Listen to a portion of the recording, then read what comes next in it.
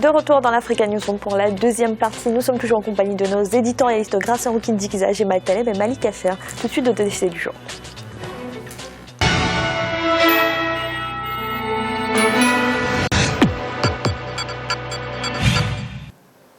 Le gouvernement malien a adopté un projet de décret portant mise en circulation de la carte d'identité sécurisée CEDEAO.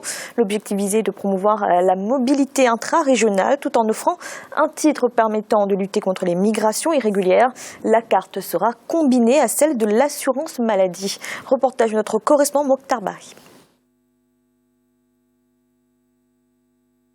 La CEDEAO, la communauté économique des États de l'Afrique de l'Ouest, a décidé de franchir un nouveau pas dans le cadre de son processus d'intégration. L'organisation communautaire a décidé de la mise en place d'une carte d'identité biométrique. C'est dans cette optique que le Mali a, le 20 avril 2016, lors du Conseil des ministres, adopté un décret portant institution de cette carte d'identité sécurisée commune aux 15 États. Aussi, cette carte sera combinée à la carte d'assurance maladie.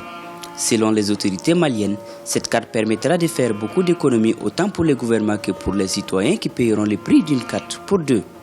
L'objectif visé par le gouvernement est de promouvoir la mobilité intra-régionale tout en offrant un titre de sécurité permettant de lutter contre les trafics et migrations irrégulières et de répondre aux enjeux de lutte contre le terrorisme. Comment les Maliens accueillent-ils la mesure?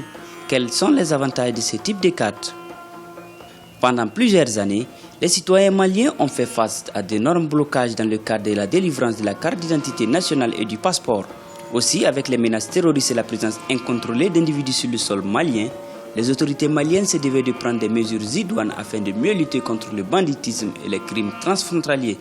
Il faut dire que l'un des objectifs majeurs des pères fondateurs de la CEDEAO, c'est d'arriver à créer un espace commun. Un espace sans frontières, ce que nous appelons la CEDEAO des peuples. Et pour que ce soit un espace sans frontières, il faut favoriser la libre circulation des biens et des personnes. Je crois que dans le cadre du protocole relatif à la libre circulation des biens et des personnes, l'avènement de la carte d'identité biométrique unique est un fait majeur. Les populations maliennes sont connues pour leur grande mobilité. Pour ces populations, cette nouvelle carte est une aubaine si elle venait à être appliquée. Elles espèrent ainsi pouvoir voyager et s'installer dans les pays de l'espace sans grande difficulté. Ça va nous permettre plein de choses. L'union entre les différents pays, tels que le Mali, le Sénégal et autres. Surtout aussi, on peut dire c'est une bonne chose, puisque avec notre carte malienne, on avait même la difficulté d'avoir accès à ça. Avant, on voyageait avec la carte d'identité et la carte de vaccination. Maintenant, avec la carte de CEDEAO, ça nous permet d'avoir une carte de vaccination et d'assurance dans les pays.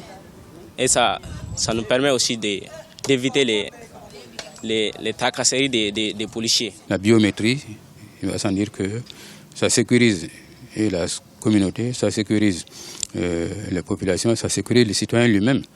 La carte d'identité magnétisée de la CEDEAO devrait à terme servir de document à toutes les populations de l'espace. Cependant, pour l'obtenir, il faudra avoir une base de données biométriques. Les pays ayant organisé les élections avec des cartes biométriques devraient pouvoir appliquer plus facilement cette décision. L'ancien commissaire de la CEDEAO chargé des douanes et la libre circulation des biens et des personnes, Hamid Ahmed, acteur de la mise en circulation de cette carte, est optimiste. Il faut avoir un recensement biométrique de la population pour alimenter la carte d'identité biométrique, parce que c'est une carte, c'est un document informatisé, c'est la haute technologie, donc il faut avoir un recensement pertinent de la population et ça règle beaucoup de problèmes, ça règle les problèmes des élections, ça règle les problèmes de la sécurité et de la légalité des documents, donc c'est des documents difficiles à falsifier, difficiles à voler. Cependant, les tracasseries aux frontières et les raquettes policiers qui sont monnaie courante font planer des doutes quant à l'application de ces décrets. Depuis que nous avions appris cette nouvelle, nous nous sommes réjouis de ça, mais quand même particulièrement, je ne pense pas si ça va arranger les policiers de la CEDEAO. Particulièrement, je m'adresse aux policiers maliens. Les récentes attaques de Boko Haram et d'autres groupes terroristes à Bosso au Niger, à Intagom au Burkina Faso et à Gao au Mali obligent les chefs d'État à se donner la main pour lutter contre les crimes transfrontaliers. Mais ces efforts seront vains selon des acteurs qui souhaitent une plus grande implication des populations. Cette carte va jouer désormais au moins 4 fonctions. La première, c'est de servir de carte d'identification des citoyens de la CEDEAO.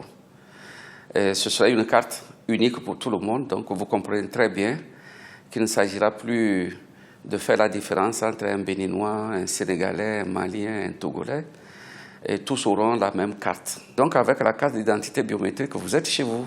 Vous êtes Malien, vous arrivez au Bénin, vous êtes chez vous. Vous arrivez au Sénégal, vous êtes chez vous. Vous arrivez au Burkina Faso, vous êtes chez vous. Donc vous pouvez vous établir là, décider de vous marier, de créer des entreprises, de travailler sur place. Il n'y aura plus de toutes les façons une question de carte de séjour. L'instauration d'une carte CEDEAO permettra aux 15 États membres d'avoir une bonne base de données de sa population, le contrôle du flux migratoire et la lutte contre le terrorisme. La CEDEAO, qui se veut d'abord un espace économique, prévoit aussi le lancement d'une monnaie unique d'ici à l'horizon 2020 et passer ainsi de la CEDEAO des États à celle des peuples. Avec cette carte d'identité, la CEDEAO crée ainsi la première citoyenneté en Afrique avec la suppression des cartes de séjour et de résidence. Grâce à une carte d'identité biométrique, c'est particulièrement intéressant pour le Mali qui a connu justement toutes ces questions, ces difficultés sécuritaires. Oui, bien sûr, parce que c'est avec la carte d'identité biométrique, on arrive à contrôler au moins la population, à savoir qui a cette carte. Et puis, c'est une carte qui est sécurisée, quand on sait bien qu'il y a, surtout dans le nord, des mouvements, des gens qui sont d'obédience terroriste, donc qui peuvent commettre des attentats, qui peuvent bouger aussi pour aller à Bamako. Donc c'est facile de faire des contrôles. Et en même temps, on peut se dire qu'avec une carte biométrique pour voyager dans les zones de CEDEAO, c'est une très bonne chose. On n'a pas, disons, à avoir des tracasseries. Et puis c'est simple aussi pour les contrôles. Ce qui est très intéressant aussi, c'est de coupler avec l'assurance maladie. Cela veut dire qu'ils peuvent, disons, se fixer un objectif de mettre tout le monde sur les assurances maladie. Ce serait une très bonne chose et c'est difficile aussi de tricher parce qu'on a la carte d'identité qui est en même temps la carte d'assurance maladie. Gémal, vous êtes d'accord? Vous trouvez aussi qu'il y a un intérêt à coupler cette carte d'identité CEDEAO et l'assurance maladie à la fois? Oui, il y a un intérêt incontestablement, je vais revenir, mais ce sujet appelle de ma part un regard au-delà du Mali, au-delà du cas du Mali. C'est le regard sur le continent africain qui change de plus en plus. Parce qu'il faut accepter qu'il y a deux facteurs, de mon point de vue, qui sont déterminants dans l'Afrique d'aujourd'hui et sans doute celle de demain. C'est la révolution numérique, on en parle et on en parlera. La deuxième chose, c'est donc l'éclosion d'une vraie classe moyenne. Et je pense que les deux sont liés. Parce que le regard sur le continent africain désormais n'est plus possible seulement par le prisme des matières premières. Vous regardez un pays comme le Nigeria, il était incapable de résister, ou en tout cas d'avoir des soupapes de sécurité face à la chute du prix du baril. L'économie était généralement exsangue dès lors que le prix du baril baisse. Aujourd'hui, elle a une croissance de 4% et le prix du baril a diminué de 50%. C'est de mon point de vue la première remarque, et évidemment là on est dans le plein sujet. La deuxième chose, c'est que le continent africain sauve des étapes. Le regard qu'on avait sur le continent africain, c'est qu'il était dans la périphérie. Il n'est plus périphérique, il est central. Il est tellement central qu'il saute des étapes. C'est-à-dire que là où on est passé par ces ordinateurs abominables, énormes, qui s'appelaient Amstrad, et on arrive aujourd'hui aux nanotechnologies, le continent africain a sauté ces étapes-là des gros ordinateurs moches, et il est aujourd'hui sur des ordinateurs qui ne sont pas plus beaux, mais enfin, ils sont plus petits et plus pratiques. Et donc, c'est ce qu'on appelle la révolution, de mon point de vue numérique, qui est centrale. Elle est valable sur la santé, elle est valable sur la sécurité, elle est valable sur la sécurisation des données, et elle est valable notamment et surtout pour l'économie. On voit donc le e-banking au Kenya, on le voit au Mali, on le voit au Burkina, on le voit partout, et on voit donc l'efficacité de la biométrie aujourd'hui. C'est-à-dire que là où les pays occidentaux, tous ceux qui sont détenteurs d'un passeport dans un pays occidental, savent que la biométrie est une chose qui est actuelle, elle n'est pas d'hier, elle est actuelle. Et donc elle est aujourd'hui actuelle aussi sur le continent africain. Et c'est de mon point de vue la donnée importante. Et puis la chose que je regrette pour le coup, c'est que le regard soit un regard migratoire. Que la CEDEAO soit un instrument d'intégration utile pour le continent, en tout cas pour cette région du continent africain, mon pays n'en fait pas partie. Mais je considère que la CEDEAO est une belle avancée.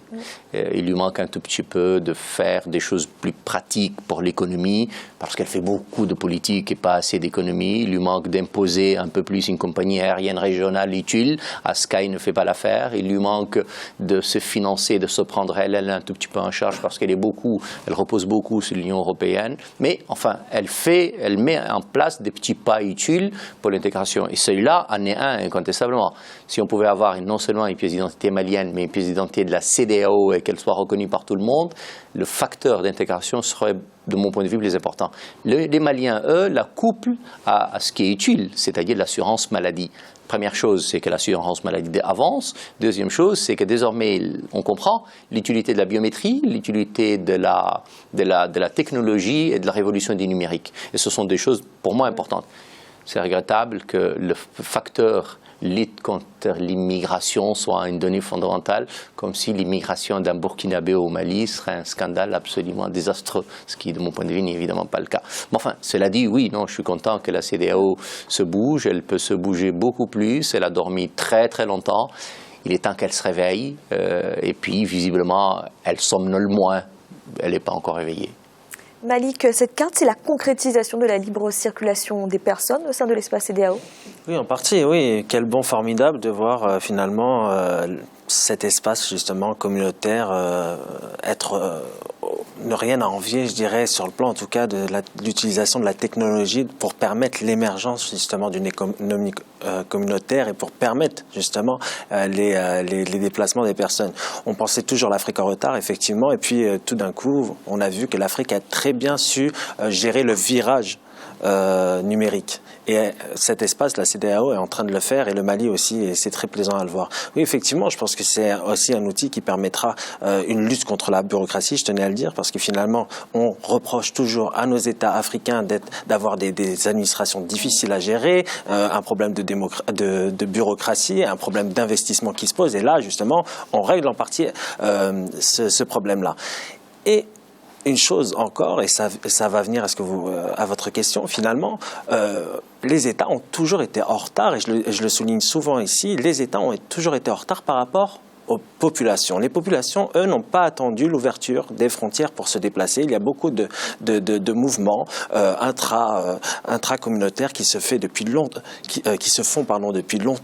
Effectivement, les Maliens se sont souvent rendus au Sénégal, les Mauritaniens au Sénégal, les Sénégalais en Mauritanie, vice-versa. Donc même si la Mauritanie ne fait pas partie de la CEDEAO, mais ces mouvements-là existent. Donc effectivement, je pense que c'est une logique finalement d'appliquer cette carte d'identité couplée justement à l'assurance maladie. On suit finalement le mouvement initial des populations qui, elles, n'ont pas attendu justement. Les politiques ont été assez, je dirais, rigides sur cette question. Là, on parle par exemple de la question migratoire. Et finalement, on voit l'intérêt justement de permettre à ces populations de se déplacer. Pourquoi? Parce que c'est des gains sur le plan économique, c'est de la croissance en plus et c'est bénéfique pour cet espace-là qui peut créer ainsi de la croissance interne et ne pas dépendre surtout de la croissance mondiale. Voilà. Gracien, c'est une étape essentielle franchie dans l'intégration de la zone CEDEAO? Oui, c'est une étape essentielle.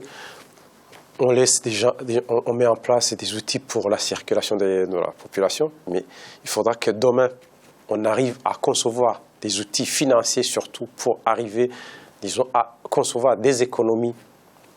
Disons, on pourrait profiter de ce qu'on appelle en économie des externalités de l'un ou l'autre. Il ne s'agirait pas de produire ce que le voisin produit, mais ce que l'autre peut produire est très compétitif. Donc, essayer de concevoir la zone, non pas comme chaque pays, mais comme un ensemble où ils ont les intérêts communs. Espérons qu'éventuellement, qu'il y aura demain un Parlement où les peuples seront représentés par leurs élus et ils pourraient faire peser plus sur la direction des États parce que souvent on a tendance à avoir les chefs d'État qui sont qui s'imposent au peuple. Il n'y a pas de retour, il n'y a pas de peuple qui arrive à parler d'une seule voix, notamment au niveau d'un Parlement régional. Jamal, très rapidement. Non, moi j'aime bien Gratien, c'est pas une étape importante, c'est un petit pas important. Il y aura une étape importante le jour où on aura une intégration économique importante, le jour où on aura une monnaie unique ou commune, peu importe, le jour où on aura une fiscalité qui se rapproche, le jour où on aura une vraie liberté de circulation des personnes et des biens, le jour où le Burkinabé pourra investir là où il veut, comme il veut dans les États. Ça, ce sera, de mon point de vue, une étape importante. Alors, évidemment, un Parlement unique, enfin, c'est bien, c'est un gadget. C'est pas un gadget. Bon, si, les peuples ont besoin de s'exprimer. Mais c'est un gadget. Non, parce qu'on voit bien ce qui se peut se passer dans un pays. On a l'impression qu'on a besoin, c'est comme les autres parlements. On a un Parlement européen, l'Union européenne n'est pas pour autant un État, c'est pas ça qui est important. Qui arrive à s'imposer dans certains domaines. Encore une fois, ce dont on a besoin, c'est une vraie intégration économique. Je pense, moi, que ça commence par ça. On aime bien regarder ce que font les Européens. Parfois, on a raison, parfois, on a tort. Ce serait bien si on pouvait les regarder un tout petit peu sur le modèle, pas d'intégration, mais de grande avancée commune sur l'Union européenne, qui, elle, pour le coup, est un vrai instrument intégrateur, même s'il n'est pas arrivé à l'intégration, mais intégrateur. Si on pouvait un tout petit peu imiter, même copier carrément ce qui s'est fait là, ce ne serait pas plus mal. Et là, de mon point de vue, je dirais que c'est de grandes avancées. Mais pour le moment, c'est des petits pas. Merci. Et tout de suite, un rappel des titres qui ont été développés en début de cette émission. Le conclave de l'opposition de République démocratique du Congo a pris fin ce jeudi à Bruxelles. Des discussions lancées à l'initiative du président de l'UDPS, Étienne Tshisekedi. Dans le communiqué final, les participants annoncent la formation d'une union contre le président Joseph Kabila. Et le Congo a réagi aux accusations de crimes dont sont accusés plusieurs de ses soldats en mission en Centrafrique. D'après une ONG, ces derniers auraient tué au moins 18 personnes entre décembre 2013 et juin 2015. Les autorités congolaises affirment avoir déjà ouvert une enquête. Nous allons marquer de nouvelles pauses en instant, la troisième partie de l'Africa Newsroom.